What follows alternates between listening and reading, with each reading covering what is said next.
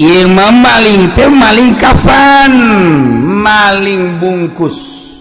Motif maling bungkus teh aya dua macam. Nomor kahiji maling boeh teh ieu kuburanana parawan. Lamun kuburan parawan kabeneran maotna poe Jumat atawa malam Jumat. Ieu boehna teh boehna mun ku urang dicokot diala eta bisa pakai jadi pamalingan. Bisa pakai maling. Sebab boeh eta mah mengandung hikmah. Mengandung hikmah. Boehna cokot, set ulah boehna talina bae talina. Set. Yes, talikeun ku urang ka dieu teh, set ka cangkeng. Plek. Urang eta bisa lumpat sakumaha setan. Lumpat kencang. Lumpat kencang eta. Nah, komo beunang misalnya urang, beunang katerwak dicekelna alabatan belut. Olesan. Eta kakarak talina doang. Kumaha mun ujung biasa nakal. Ngan nyokot lagi gelut heula. Eta mah sugan kula mah dongeng doang tak kos kitu teh sugan kula mah dongeng. Nah, kula waktu masantren di Garut aya parawan maot, kemudian pas malam Jumat kubur langsung. Sugan teh memual aya zaman kuari nu maling boe. Teu ditungguan si kuburan teh eta meunang sapoe isukna digali kunyana. Dicokot boehna. Pan teu meunang nagalina ti beurang kudu ti peuting. Jeung kudu sorangan. Eta gelut teh ge babak belur. Kanyawan gelut teh beak beungeut teh ge beak. Bugutna ieu na beak, urut gelut, sakumaha si gelut jeung Mike Tyson mah gitu. Tohara. Beunang boehna. Dibeunang eta kunyana digunakeun pake maling. Pohara. Bener-bener mustajab beusi deuk jadi pamalingan. Cokot boehna. Sugan gua wae eta teh omongan lalagaan. Horenganan aya nu ngabuktikeun beneran gelut heula. Pohara eta. Tah eta parawan mantak sok ditungguan datang ka 7 poe mun geus 7 poe ka dituna geus laas. Jadi sapoe 2 poe 3 poe 4 poe 5 sampai 7 masih hebat. Geus laas 7 poe gali ku sorangan peuting malenana. Jeung moal paedah. Anyar keneh eta. Set. Eta maling boe digunakeun jang teu bener. Aya maling boe jang jualeun di zaman hese. Zaman hese teh zaman susah. Palawija geus teu ngahasilkeun. Perekonomian kitu keneh. Urang lamun nyaritakeun di urang gitu can pernah, tapi di daerah Timur Tengah mah melak-melak naon teu jadi panas ereng-erengan. Perekonomian teu maju. Zaman harita otomatis nu dipaling teh geus palingeun iwal ti boeh. Malah aya jawara anu nya nama pagaweana malingna maling boeh doang. Malingan boeh mah jual biasa dijual. Masya Allah, iya aya babna maling boeh. Gusti Allah nabi. Aya ge baheula. Aya urang Arab jelema sugih, kemudian nyana amanat lamun paeh, ieu kakayaan, duit jeung emas asupkeun ka jero kuburan. Akhirnya dilaksanakan ku anakna jeung ku keluargana. Bungkus emasna asupkeun ka kuburan, duitna diasupkeun. Kadenge ku jawara Arab. Nah, ieu cek kadenge. Mantep ieu. baralik anu ngubur penting kunyana dibongkar aman biasa aman tapi barang dibongkar di jerona mayitna berubah irungna pengek jeung eueuh duit mas terus jadi diteangan berubah kulantaran berubah ya lapor jana tuh kada berwajib mimiti ka keluargana tong bener lah begitu isuk-isuk di deuleu teh lain beungeutna lain mah itu bukan lain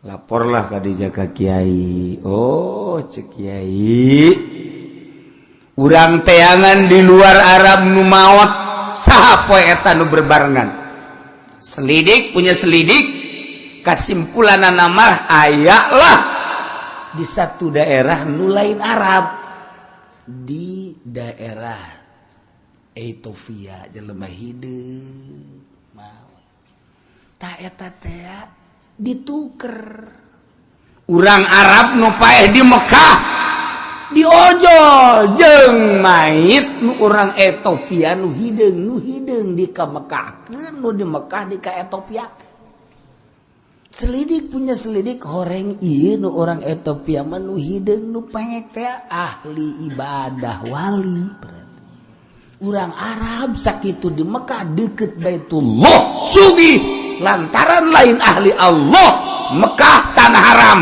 anti dicicingan ku lain jelema ahli Allah dituker set nu ieu kaluar nu ieu diasupkeun tah nu bantang urang ge urang di dieu sarua nu paeh bagus pindahkeun ka Mekah urang Mekah pindahkeun ka dieu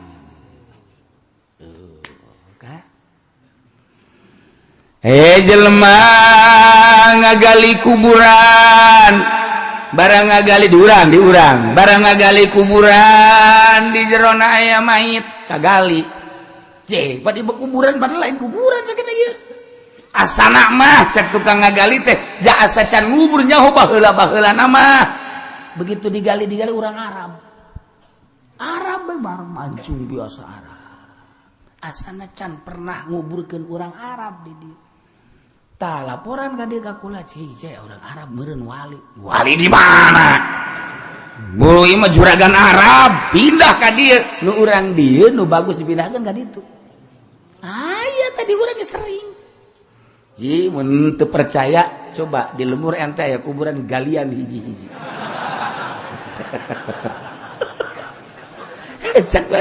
cek ente teh gawe amat cenah kiai beusi bae dibayar henteu naon henteu cek kieu gawe masyaallah eta kuburan sering kali wali Allah pindahkeun ka Mekah tanah haram wali tanah haram Mekah teu sambarangan lantaran nu pangheulana bakal keluar kuburan yaumul kiamah Mekah begitu kiamat set na nu pangheulana kalaluar teh kuburan Mekah set ahli-ahli Allah nu urang Arab anu lain ahli Allah kan dikaluar-luarkeun sebab iyalah nu bakal ngiringkeun Baitullah pertama Masya Allah kuburan kedua nu hudang Madinatul Munawwarah nu di dieu menghargai Baitullah Mekah di Madinah menghargai Kangjeng Nabi sarua mun lain ahli Allah sanajan di Madinah tanah haram maksudna haram Madinah keluar dikaluarkeun ku malaikat langsung geus tungguan we kieu nah asup ka jero langsung malaikat buang itu ka dieu Masya Allah karim ente mah moal mali ka mana kini moal dirobah geus tanggung joreng geus dari ieu bae geus